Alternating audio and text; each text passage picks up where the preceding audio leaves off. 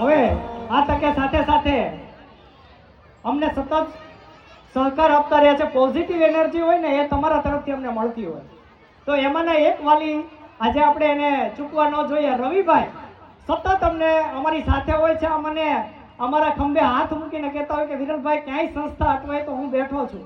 રવિભાઈ ને હું સંજયભાઈને વિનંતી કરું કે રવિભાઈને પુષ્પગુચ્છ આપીને એને આપણે અહીં આવકારીએ છીએ. મહેમાન નથી, અમારા માના એક છે. રવિભાઈ આવો. રવિભાઈ થેન્ક યુ, તમે અમને ખૂબ હિંમત આપો છો.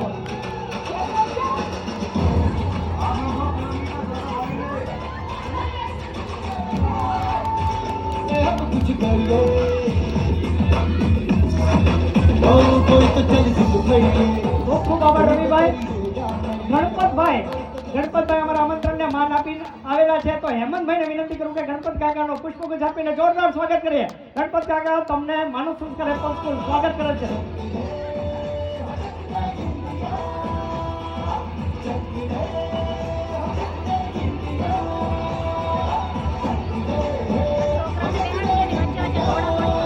ખૂબ ખૂબ આભાર.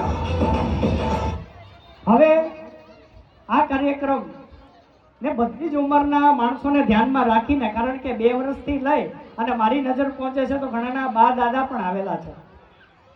આજે હું એક વાત અહીં ટાંગવા માંગુ છું કે અમે માર્કેટમાં ફરતા હોય ને, રવિભાઈનું મેં સન્માન કર્યું. ઘણા જ વાલી એવા છે કે જે અમને પીઠ ઉપર અમને હિંમત આપે છે, પણ એવા પણ ઘણા છે કે જે અમારું મોરલ તોડે છે.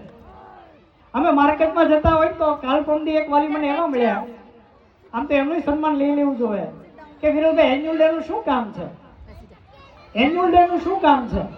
26મી જાન્યુઆરીમાં શા માટે સમય બગાડો છો? તમે માનવ સંસ્કારમાં એટલી બધી એક્ટિવિટી શા માટે કરો છો? આ બધાનો એક જ જવાબ છે.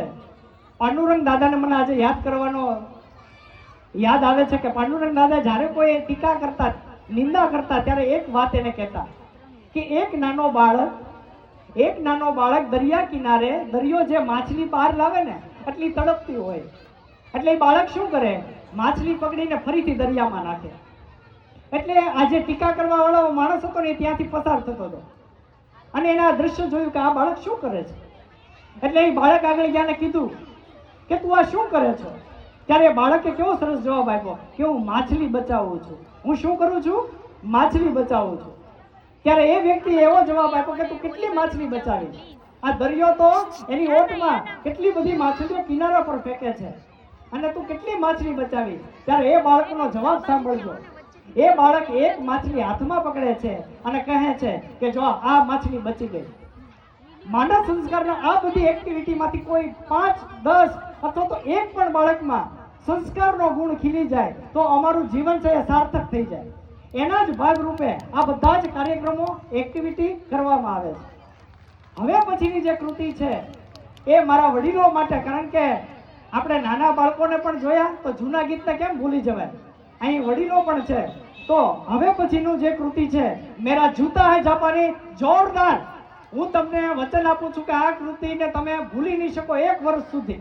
1 વર્ષ લાગશે તમને આ કૃતિને ભૂલતા. તો જોરદાર તાળીઓથી આપણે આવકારીએ મેરા જૂતા હે જાપાની. ભરતભાઈ આગળ આવો. ભરતભાઈ તમારું સ્વાગત છે.